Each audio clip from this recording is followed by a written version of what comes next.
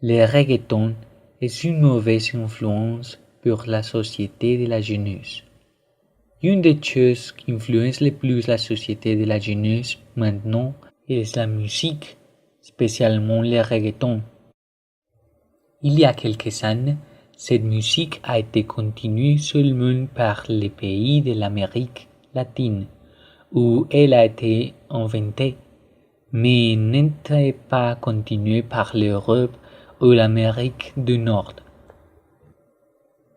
La renommée de cette musique a changé pendant les derniers temps, où les chanteurs de ce genre musical ont eu beaucoup de succès autour du monde. Curieusement, ainsi que ce genre grandit, le taux de grossesse chez les adolescents grandit, la violence grandit et la toxicomanie grandit aussi. Ensuite, les questions que nous nous posons sont: a le reggaeton un lien avec cette dégradation? Nous ne croyons pas que c'est une coïncidence. Nous allons montrer comment cette musique joue un rôle en la dégradation de la société actuelle, spécialement dans les jeunesses. Pour commencer, le reggaeton à travers du rythme catch les paroles qui traitent les femmes comme si elles étaient des objets. Selon une campagne de photographie colombienne qui s'appelle Usa la razón, 8 femmes sur 10 qui écoutent reggaeton se sentent battues par ceci. Nous n'avons pas besoin d'aller très loin pour pouvoir identifier les dégradations que le reggaeton cause aux femmes. Des paroles telles que A ella le gusta que le den duro y se la coman. o Si fueras un clavo, yo sería un martillo, quisiera clavarte. nous montrons clairement la perspective du reggaeton sur les femmes et comme à travers du rythme, il influence la pensée de la jeunesse. Silvina Garay, professeure à l'école de service social de l'Université nationale d'Entre Ríos, en Argentine, est une spécialiste des questions de violence sexiste, a déploré dans une interview pour le magazine Uno que les paroles des musiciens urbains ne faisaient que des excuses les violences envers les femmes, les décrivant comme une objet sans valeur qui peut être échangé et disponible pour les désirs illimités du plaisir sexuel de ses auteurs. De la même façon, le reggaeton conduit les gens à penser tellement sur le sexe qu'il apporte des conséquences très graves. Une des conséquences du contenu sexuel de cette musique est qu'il invite à commencer des relations sexuelles à un âge précoce. Comme les adolescents sont à la puberté, ils sont très faibles au niveau des émotions et maîtriser ses impulsions.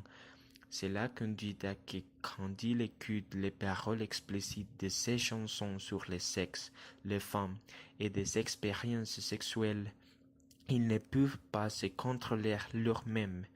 Une étude réalisée par l'université Brigham Young a révélé que les adolescents avaient une grande influence sur leur comportement en essayant de répéter les actions de leurs vidéos et chansons préférées.